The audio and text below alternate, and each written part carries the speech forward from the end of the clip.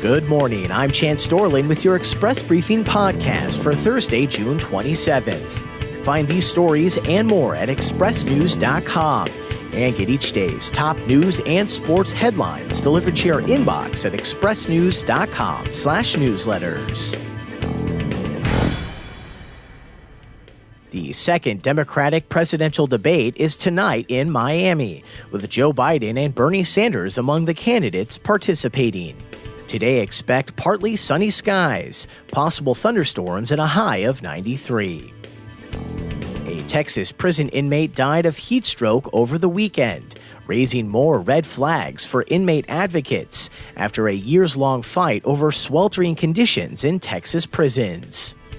29-year-old Seth Donnelly had a core body temperature of 106 degrees when rushed to the hospital Friday, before dying Sunday.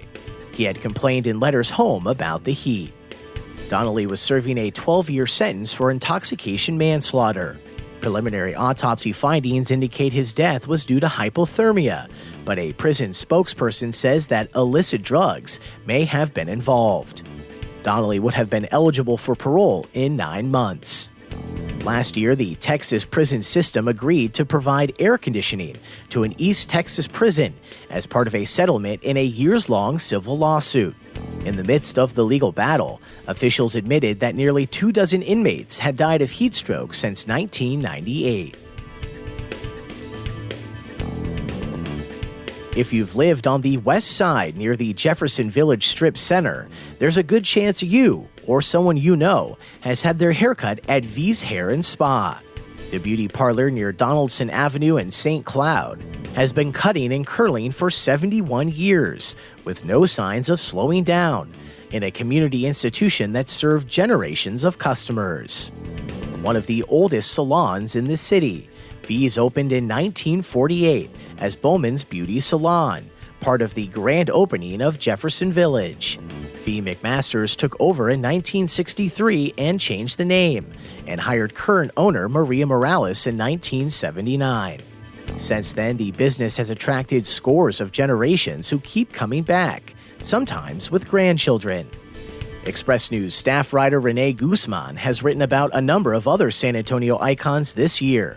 Check out his stories at expressnews.com on Euclid Avenue, Fred's Fish Fry, and Pig Stand Diner. In other news, Express News columnist Elaine Ayala writes that Father David Garcia, the Catholic priest whose accomplishments surpass that of most elected officials, has left an indelible mark on his hometown ahead of his retirement. A judge says San Antonio billionaire Red McComb's firm must pay its opponents legal fees in a lawsuit over trade secrets. Alongside megastar Zion Williamson, Texas product Jackson Hayes will play a key role for the new-look Pelicans. Fresh grapes deliver a perfect bite of sweetness, but they have a place in the savory kitchen as well. Visit expressnews.com today for 4 ways to incorporate grapes into your cooking. A former San Antonio Symphony associate conductor is preparing for her first season with the Mid-Texas Symphony.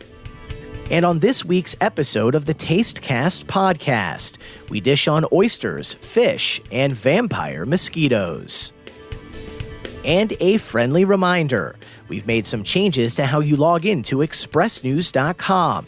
Visit our website for instructions on how login procedures have changed for our subscribers.